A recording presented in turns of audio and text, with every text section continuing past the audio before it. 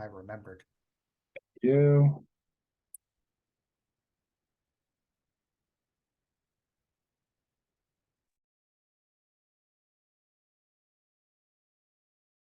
Evening, everybody.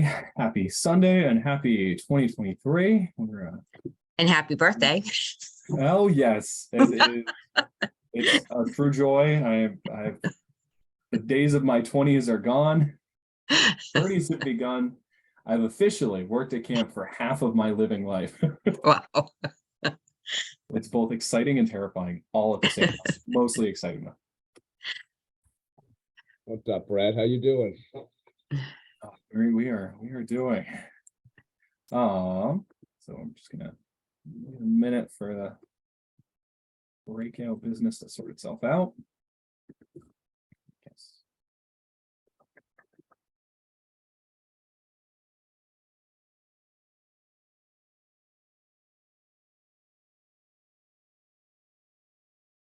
We'll go from there. Hopefully everyone's having a fantastic new year. We're finally seeing snow, so my background picture is finally seasonally appropriate. Was at camp yesterday. It did look very much like that. Mine's wishful Probably thinking. look even more like that tomorrow. as I wait to see if I have another day off of school. Well, told I'm supposed to put a spoon under my pillow and flush some ice down the toilet. I don't know, we'll figure it out. I think that's most, yeah, that's the people who read the over. Fantastic. So what I wanted to go over tonight, I wanted a chance to go back over some of those dates and rates because I saw there were a whole bunch of questions about those captions questions. So do I turn this on? I think they're on. I think I did it. Super cool. I'm always a fan of Zoom captions, so that's great. So I wanted a chance to go over those and then highlight a couple program bits, talk a little bit more about some updates on where we're at. I was hoping to spend some time talking about the registration system, but we'll save that for hopefully next month. This is going to be the aim there. I know I had mentioned my goal had been to get a program guide out around January 1st.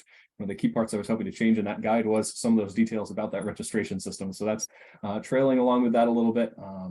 Hopefully, again, next week-ish before the end of the month is when we'll have that. And if I don't have those details, I will put a little open question mark in it and fill those in later.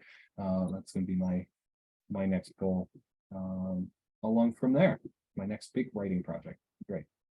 So I'm going to share my screen here and look over these dates. And I was amazed. This is the first time someone had noticed that the reservation form that I made quickly, I'm sure around the hour of midnight, some night around camp, said that week 3 was going to run from July 9th to July 10th. So that is not correct. It was not supposed to be that short. And that was the first time someone's noticed it and pointed it out. So that was cool.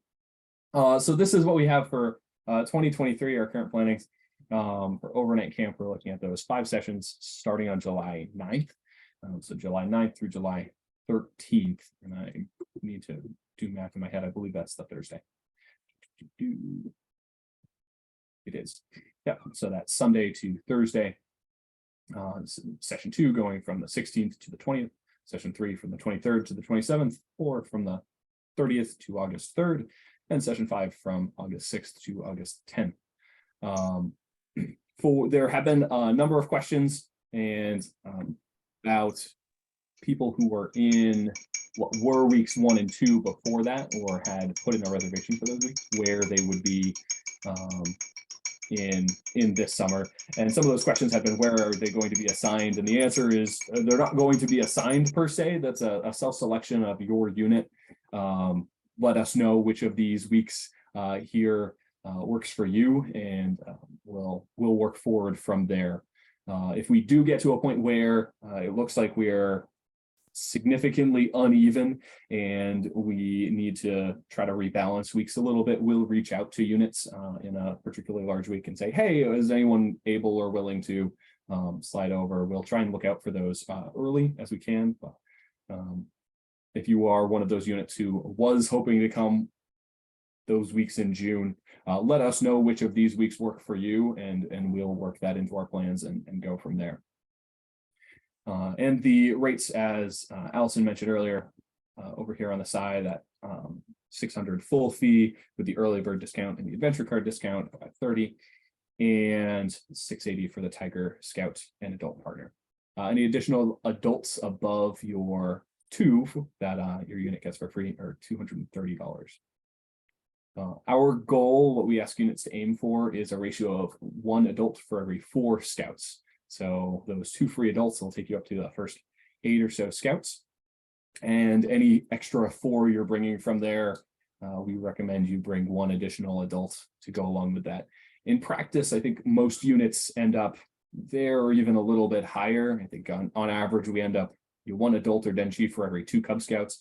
But our goal is 1 to 4, and we'll work from there. If your unit is having trouble sort of getting up to that ratio, or is having trouble finding a 2 deep leadership, just 2 adults to come with your pack, I know that's a struggle for some smaller packs. Same deal, email Brennan and myself, loop us in as we start planning out campsite assignments. Once we get closer to the season, those are some things that we take into account. If we have a small unit, we can often pair them up with another unit, sort of be buddy packs for the week to make sure that we're covered for YPT and all those other leadership requirements that we have there. I see David has a hand raised. I have a question on that, Brett. So, it's 1 to 4 is the recommendation, but as far as costing goes, so that we can plan accordingly, is it, we're only covered for 2 adults and anything else is required? Or if depending on that grid, I don't know if I'm saying this right, but are the more adults we have tied to the 1 to 4, are the adults covered in the price, or do we have to pay for them? So the adults beyond the first 2 are not covered in the price. We did used to have a model that worked like that. They shifted that about 4 years ago now.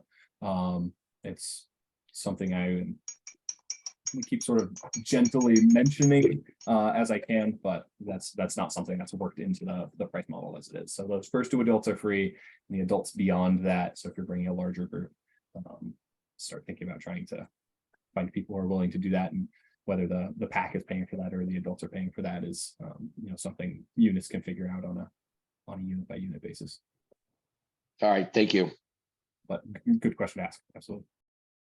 And I'll keep scrolling down the page here for a couple other tidbits. Our day camp, Granite Base Camp day camp programs, running those yonder weeks, and the full fee for those at $330 and the adventure card fee at $280. I'm hoping to next month have some more details around some of the day camp logistics. So stay tuned for more exciting details on that.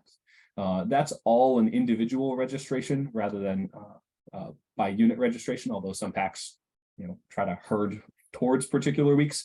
You're welcome to register for whichever week or weeks you like. If you want to sign up for 2 or 3 or 4 or 5 or 6 weeks outside of your week of resident camp, or 7 weeks if you're not able to come to resident camp, you are certainly welcome to do so. Yeah, Mike.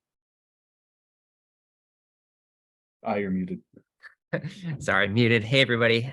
Mike Festa. I did camp last summer. It was awesome with my son. It was our first year. Anyway, coming back this year, and we're planning on bringing a large group. But anyway, I was questioning about the adults. So one was for the Tiger Scouts. Is that the kids that are Tiger Scouts right now, and they're going to be 2nd graders next year? Or is that the kids that are kindergartners this year going into 1st grade, since that's right at the edge? My other question was also just on adults. Is it possible to have like 1 adult registered, or like an adult slot, but 2 different people? Like someone comes for 3 days and someone comes for 2 days. Is that possible to split up? And those are my questions. I have a 2-part answer to that. Logistically, yes, it's a thing we do and we have done typically in the past. I don't know how the registration system is going to handle that.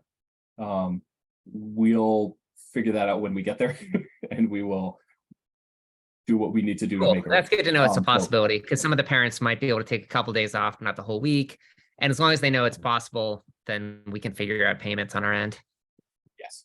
Cool. So we've called those rotating leaders in the past. It's fairly common. It's like we just had Allison just popped in. We just had the question about rotating leaders show up, and I said yes, it's a thing that we do, and B, I'm not sure how the registration system is going to handle split leaders, and I said we'll cross that bridge when we get there. But Yeah, I don't have a plan for that.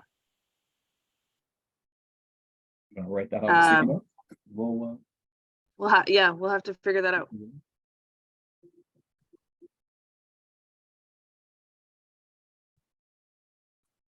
It's a bright sticky note too. I'm not going to be able to.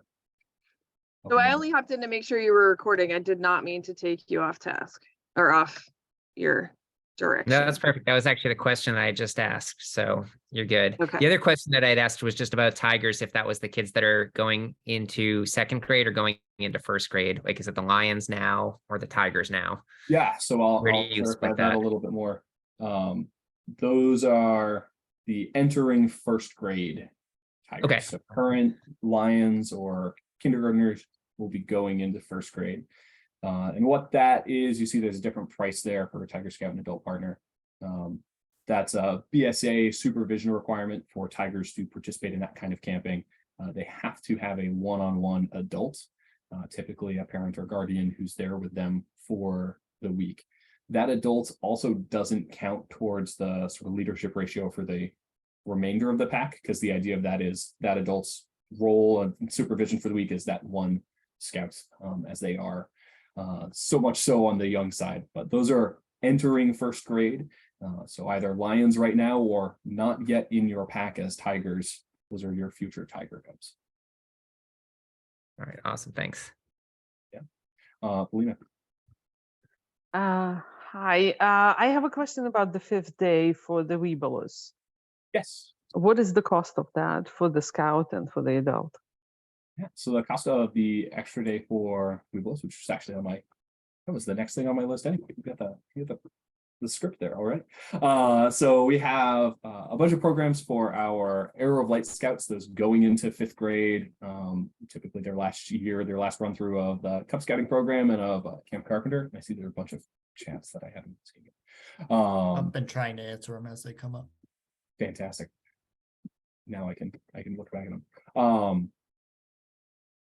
So we have a Trailblazers program that happens during the week where we take a few packs worth of scouts of that age and do a program just for them for the day. So they would leave the rest of the pack, meet up with a bunch of other Arrow Light Scouts and our Trailblazer staff. Typically, that's the last few years looked like meeting up in the morning, doing some patrol building, leadership sort of activities, canoeing across the pond to the Huck Finn outpost on the way far side of camp. Seems really far for the 5th graders.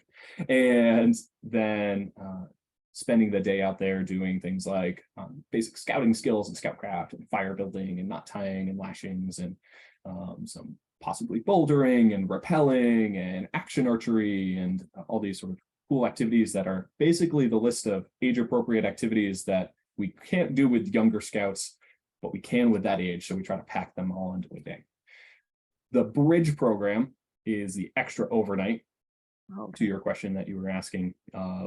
Thursday night after the rest of the camp leaves, we have an opportunity for an extra night for those Arrow of Light Scouts and leaders and adults who are along with them, where we do basically a ceremony that's designed to be inspirational around moving into scouting, sort of previewing that a lot, building them into patrols that they'll, make a cheer with, make a flag, do a lot of that sort of stuff. And the morning after, so that Friday morning, would be doing a round robin of some program activities, notably air rifles, which we can't do with younger scouts. Again, we have an opportunity to sort of do an in-between program between BBs and the rifles they would be using up at GSR next year, and GPS and geocaching and a couple other things that we work in there. That's $65 per person. So that's each scout attending and any adults who are staying over with them. That program, we shift the ratio a little bit. We ask packs to aim for a 1-to-8 ratio. Often there are a lot more parents who want to go than one for every 8 scouts they bring along, and that's certainly welcome. But yes, packs to try to have one person from the pack if they have any scouts attending, and aim for 1 to 8-ish from there. And another question I had was, you had a post about coming and promoting the camp Yes. for the troop. Have you started doing that? Should I think I filled out the form in December or early January and haven't heard back. What pack are you? We are pack 56. Give me a sec. I'm looking at our calendar.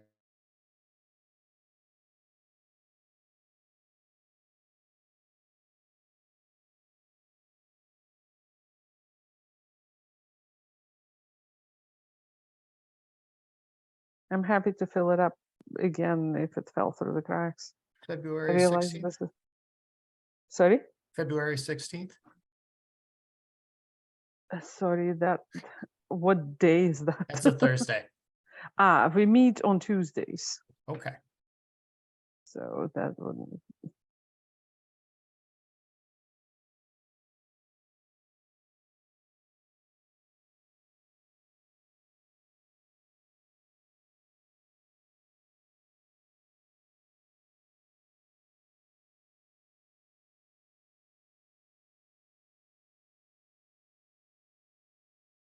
I can double check that after we get off of Great, this. I yes. just can't minimize my screen right now because I'm the one recording. But I'll definitely look at that after we Great. hop off. Thank you. Fantastic.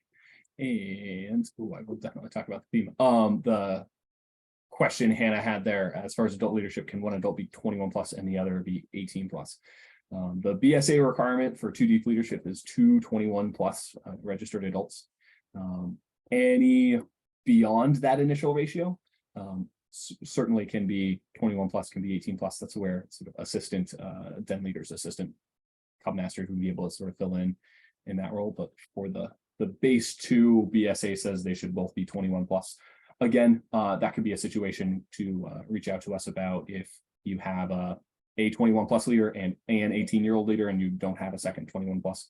Let us know, and we'll just more or less make sure they're not just the only ones in the campsite for that particular week, and probably be covered from there. But yeah, the BSA answer is the 2 deep must both be 21 plus, and then any additional adults from there could be 18 plus along with that role.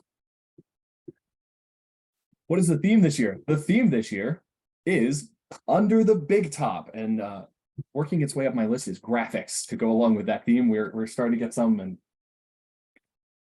work with the patch artist to get that nailed out too. But we are going carnival theme, we're going circus theme, we are going crazy stunts and lots of banners and colors and all sorts of crazy stuff going on. Kristen has requested that there be a seal with a ball on its nose on a patch, so I'm going to work on that and be super duper fun. We're gonna pull out the hopefully pull out the cotton candy machine that's been hiding in the back for a year or two and crank that out. We're gonna run that thing outdoors and not inside is my plan. Cleaning the machine is fine. Cleaning the area around the machine, even I can only have so much sugar. When will the Leader's Guide be published? I am aiming for February 1st. Right now, that's my current target, goal, objective, and it's partial with some TBDs in there. That's going to be my aim to get that out around that time. Oh, and the thing here on the dates and rates that I didn't mention yet, although you've probably looked at and seen, is these couple of family camp opportunities. These are structured, again, a family, whatever age group. So you may have, younger scout age folks in the family, or you may have, Scouts BSA age folks in the family, and they're all welcome to come along for our family camp programs. Those open Friday evening and run through sort of our program day on Saturday. Those are typically more of an open program format. We'll have some of our staff who are around and available to open program areas, especially the goal is going to be aquatics and shooting sports and gaga ball, mini golf, a couple other options, fishing, a couple other options spread around here and there. but you would be free to migrate between those programs as you so chose. It wouldn't be a schedule similar to the day camp or overnight camp there. And that is $50 a person, I believe, around what it was last year. I don't think that would change. I have to double check that, but it's $50 this year. That much I know. And so we'll do 2 of those this year, one on July 20th to 21st, and one on August 3rd to August 4th.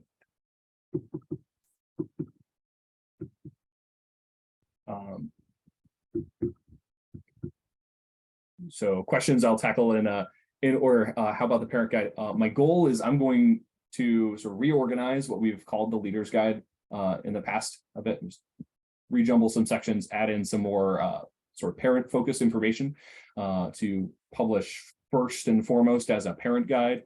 And then if there are bits in there that we filter towards the back or an appendix or something as a leader's guide to talk a little bit more specifically about some leader logistics. We'll do that. So my goal is the first document I release would be a parent's guide. And then if we have a supplement to that, that would be a leader's guide, if that hopefully makes sense.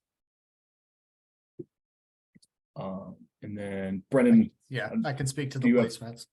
Yeah, and then I see Scott has a question. We'll get to that next. Yeah, so we do have blue and gold placements coming out. That was something that I had been working on. We just got them ordered and are ready for pickup, and I'm hoping to, weather permitting, get there tomorrow. After that, I'll be working with Cindy DeFilippo to figure out how she wants to disperse them, how she wants to get those out to all of you, but we've definitely been getting a lot of requests on that, and we do just have them in. So we are working on that, and we'll have more info about that shortly.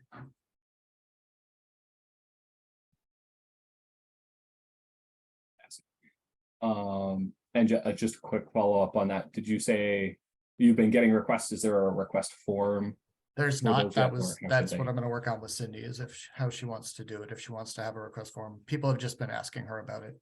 So we know that there is interest. We just don't know how we're gonna do that yet. But sometime this week, we'll have that info out.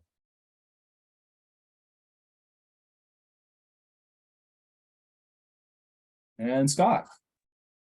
Hey there, sorry, this isn't a resident camp question, so if you don't want to answer it and you want to tell me that it's off topic, but what's the difference between family camp that you just showed and the adventure day camp? So the family camp, those two sort of 2-day weekends, those are a Friday into Saturday. So they have the opportunity to stay overnight. And we would have a breakfast opportunity for them. Breakfast opportunity. Usually like a con. I didn't get that. Could you try? No, sir. It does it in my classroom all the time. I need to train it to be a little less sensitive or something. I don't know. So the family camp does have that sort of overnight component to it. And the adventure day camp or the Granite Base Camp day camp weeks we offer are just day programming through the week. Okay, so it's program is similar, but one is 1 day, another one's 3 days, and food versus not food. This came up at our committee meeting this week, and I wasn't able to answer the question. So, I think so. Unless you're asking about a different day camp, I'm not. no, it's the Granite Base Camp. One that, yeah. Yeah, so our day camp runs Monday to Friday. So those are, except for the week of July 4th, typically 5 days, Monday to Friday, about 8:30 to 4. Those times a little bit in flux. We'll be finalizing those about 8:30 to 4. And we provide lunch that works in sort of a den model and follows a schedule similar to what we have for overnight camp. Not exactly the same. We have some programs that schedule a little bit differently, but they would have a schedule of we're going here and then we're going here, just to work in with the flow of everything that's happening there. The family camp starts Friday evening, goes into Saturday, and would have that open program on Saturday. Similar format to a lot of the just Granite Base Camp days, Saturdays throughout the off season, except with the added opportunity to have the waterfront open and a couple of the more summer activities. Awesome. Thanks, Brett.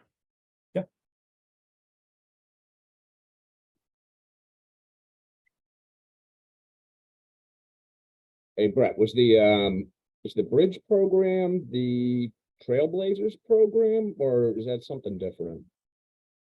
They're closely related, but ever so Okay. slightly different. So the Trailblazers program is a day program we do during the normal week. The bridge program is that extra overnight from Thursday into Friday. But they're both for those Arrow of Light Scouts. Okay, I think our guys just usually do the day trip, canoeing across the lake, eating separately at the campfire, stuff like that. So is that an additional cost as well, or is that just part of the regular? That's not the Trailblazers program is worked in to Okay.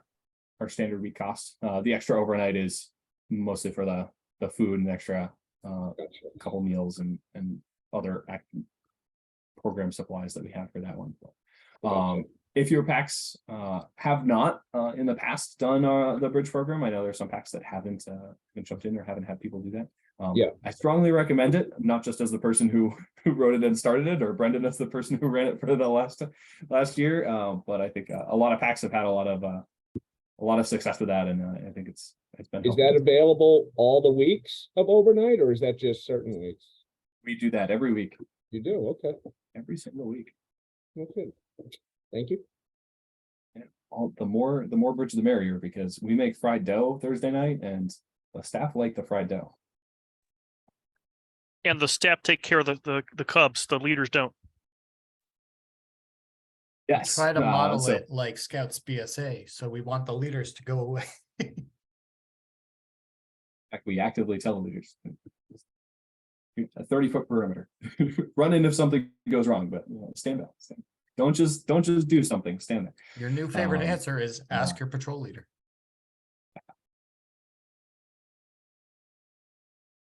That's always that's been a big success. And we're actually, no, can I count on? I think we started that in 2013. We might have already been doing that for 10 years. I'm going to call it 10 years now anyway. It's been going for about 10 years. It's had a pretty good run. That's great. I've seen lots of programs that haven't stuck around in quite the same model for that long. So I'm taking that as a win. That's good. It does scare me that 10 years ago was the last time I was a program area director, but we don't talk about that. Super duper cool. Before I open it up to any other questions people have, I do want to make sure I mention sort of some staffing updates. We've started our staff interviews. We have a good core of our team that looks like we have coming back and shuffling around in some roles to keep things fresh and keep people moving and all that. But I think we're in good shape to get started. That said, we definitely are not done with our staffing journeys and definitely still use any assistance. I especially want to throw out to this group, and you can throw it to any other PAC leaders you have. If anyone's interested in helping as a Provo leader, so a provisional program where we would have an opportunity for scouts or people to sign up individually for a week or some weeks and have leadership provided. So we would work you through our staff training, and you would be the Cub Master or assistant Cub Master for a pack of scouts from around the state. If you or anyone you know in a PAC leadership position right now would be good at that and is available for even 1 or 2 weeks during the summer, definitely reach out to us and let us know. We'd be happy to chat with you. If we can offer that for a couple weeks this summer, I would be really excited too. It's been a few years since we've been able to run that program, and I think there's a lot of opportunities there in building that out. So if you want to spend an extra week, or someone who maybe isn't in the PAC right now and just wants to come back to Camp Carpenter for a week, it's a great chance to.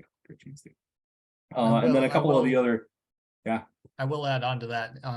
Having been to a few promos personally, it has come up at a couple of them. If we offer resident camp for individuals that if their PAC doesn't go or if they have to go different weeks, so having that provisional option is would be really great. And a couple of the other big ones we're looking out for, and finding a couple names. But if you or anyone you know is in good spot to possibly help us out with those, it'd be great. aquatics director and for our waterfront and climbing director, we have Brendan. Brendan's still around, but if Brendan can help someone else and someone else can help Brendan, rappel kids off cliffs, that'd be fantastic. The more climbing, the merrier, which is also a 21 plus position to go to camp school. We'll train and we'll provide all the resources to make that happen, but we need the people to give that training too. So if you know anyone, that'd be helpful. And shooting sports, anyone 18 plus can help run shooting sports, can have a few more people at ranges, that would be super cool.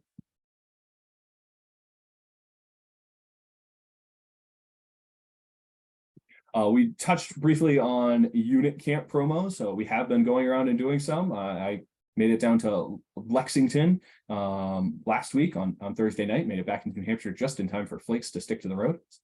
Perfect timing.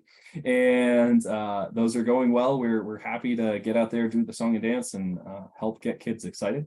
That said, you all in your packs can also help out by talking about camp more often than just that one time we're there, even a 30-second blurb. If you have any photos or videos from past years at camp, or have a chance to have a couple kids mention something that they were excited about. Doesn't have to be long and lengthy, and it doesn't have to have as many songs as we have. I don't know why I'm holding a pack of gum. As many songs as we have when we show up, but keeping it sort of present on mind sort of from now as we work forward into a registration cycle definitely helps remind people about it and get them thinking about it, and hopefully answering any questions they have as we go along through there. We're also working on making our way around to roundtables. We've heard from a couple districts. We made it to Massabesic last month. I think this month, I think we already have Historic and Arrowhead. I remember them, fantastic, on the docket, and there's a couple other districts we haven't heard back from. We'll keep trying to reach out to them, but if your district is not one of those and you would like us to be at a roundtable, poke and prod your roundtable people and say, hey, we'd love to have the Carpenter people. We would love to make our way around and have those conversations there. We know we get to throw in a bunch of questions that sometimes we don't think of when we're on a Zoom meeting or whatever it might be. So I'm happy to make all that happen. I'm gonna hit Paulina's question first, and then I'll tackle the one or two. So at this point, I'm really confused about where we registered, where we register when it opens up, because I feel So- like all the links go to different sites. Yes, and it's a point that I'm working on. Convincing people needs to be streamlined a little bit more. The form that's currently linked that says camp reservation for 2023 is something that's gotten a little confusing as it went from a paper form in the past to an online form. It's a tool we've used to generally keep track of just early numbers and projections for the next summer. So it's a soft reservation. It's not tied to our Sure, but registration can you system. post a link that we should be checking for when there is for the registration to open? Yeah, so that nhscouting.org/outdoor programs, when the registration system is up and open, we'll link it there. I see. I'll make Right now, another link. it's so what's confusing is right now it seems to list two different camps, but not Camp Carpenter. Is Yeah, that on experience-based camp? Yeah, Yeah, that lists GSR and the one Yeah. Rhode Island. And yes, because a couple of the other ones have gone live on that system and ours has not yet. Oh, I see. Okay, great. Thank you.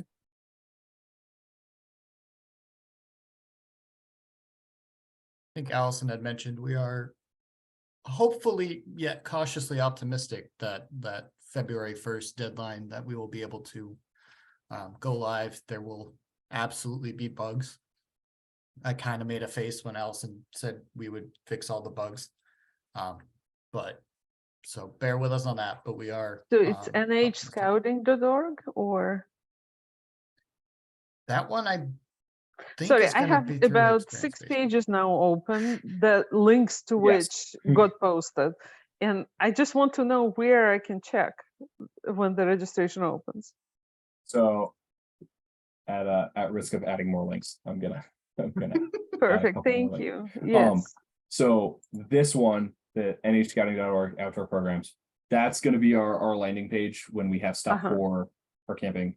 We're gonna post the link there and it's gonna point wherever it needs to go. okay, The great. registration to actually register people is going to be on the Experience Basecamp portal. That's where the registration will actually be. But if you're looking for a spot to look for updates, nhscouting.org outdoor programs, Perfect. the registration Thank is, they'll have the link there.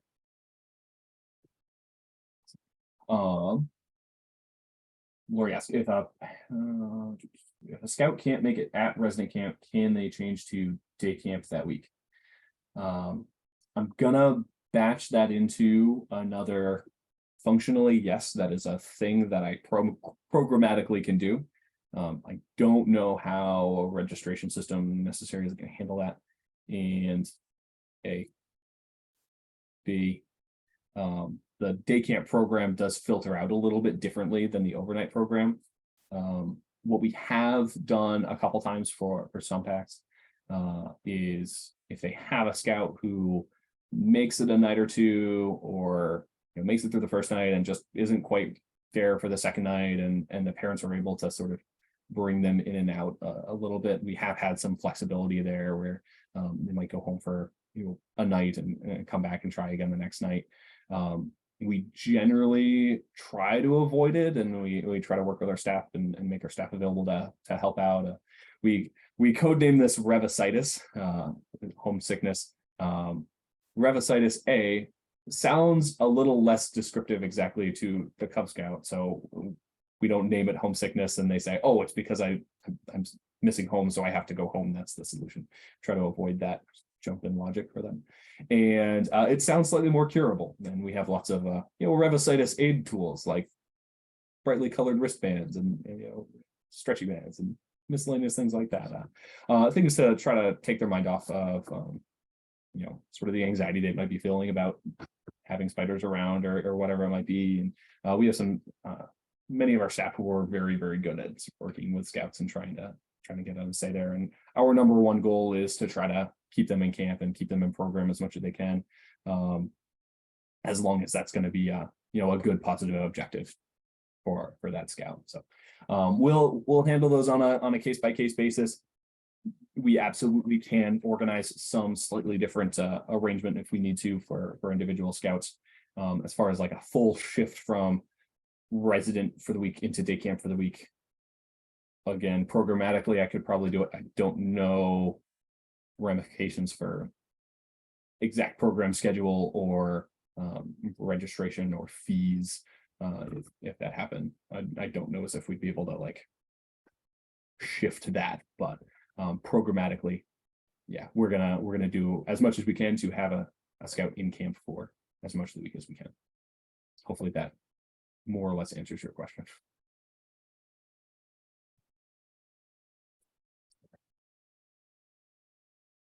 Fingers crossed. Is there a registration cutoff date?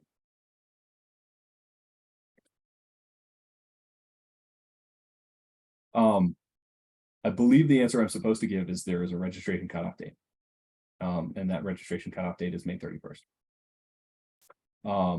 My overall objective, as I sort of just mentioned and hinted at, my goal is yes, Sorry, absolutely. my finger slipped. I think something weird happened there. I don't know. There is not a campership for adults outside of the GSR level, sort of adult program participants. There may be some opportunity there, but not for adult leadership. The fee for adults is already fairly parsed down to food and a little bit to cover sort